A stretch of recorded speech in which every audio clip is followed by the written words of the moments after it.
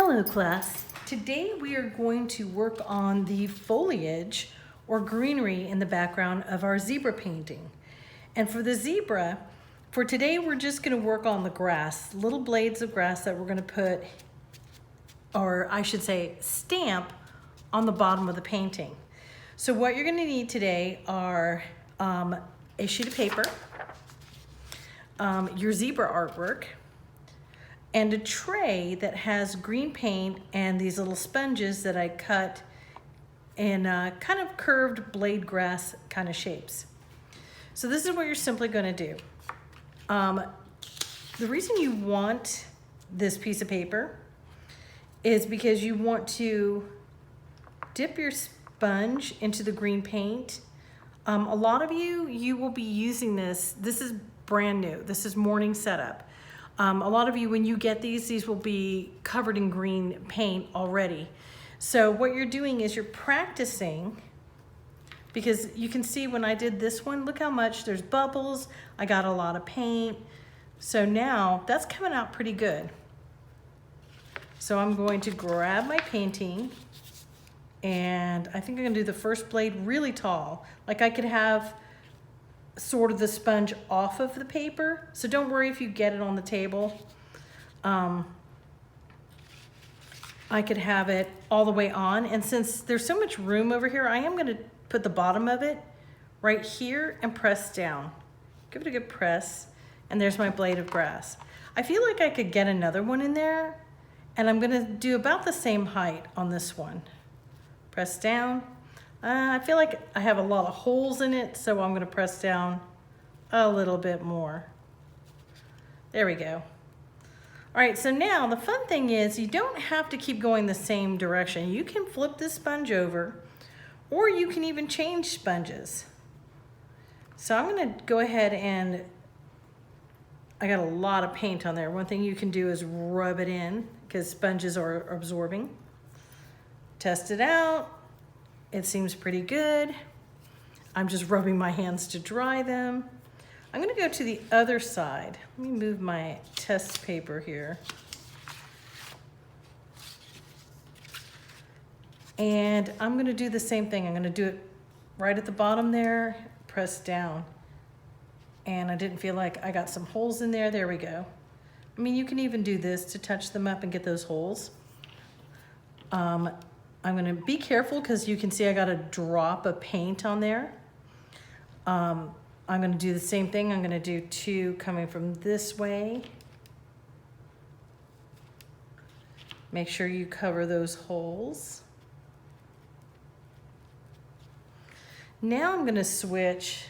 I'm gonna go ahead and put the one that's got paint all over it over there. I'm gonna use the smaller one. It's got a little extra weird thing there. I'm just gonna pull that off. All right, so this is a smaller blade of grass, and you can probably guess where I'm going to use this. Actually, I like, this one's got a big hole in it, so I'm gonna flip over and go on this side where it's fairly smooth. I mean, there's a little bit of a hole there, but fairly smooth. You can see that I'm not always just doing this. Sometimes I'm just putting my finger in there and spreading. All right, so I'm gonna go,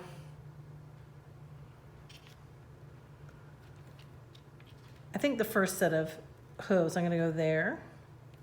Again, coloring in, pressing in. If I have any holes, I'm gonna try that other side, mainly because I want the curve to go the other way. When I go in the middle, it's a little hard to hold your paper with paint on your hands. Wipe that off a little. And here we go, trying to hold my paper. Kleenex might be a neat thing, or paper towels to have at your table so you can wipe your hands dry. Remember that you don't have to wash the paint off as long as you dry it. And sometimes if you have a paper towel, you can wipe it off on that. If it's just a little on your hands, I mean, this is not exactly a little, you can dry it, rub it dry, and yeah, your hands are green, but the paint is dry, so it's not gonna come off on your painting. All right, so I've got a couple more spots I can fill in here.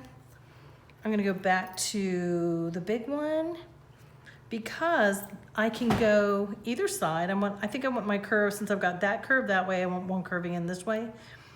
I'm gonna just do it not at the bottom of the page, but bring it off the page so it's short. So this is a little thinner than that pink one. You can see that the pink one was a wider stamp. Same thing, I'm not gonna go all the way up like that with the bottom of the sponge at the bottom of the paper. I'm gonna drop it down. And it's okay if you get it on the table. We'll wipe that up at the end.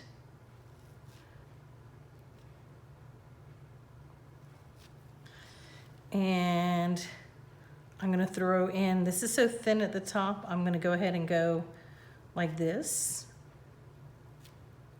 And I feel like I have an open spot there, and I'm gonna turn it the other direction to get the curve the other way.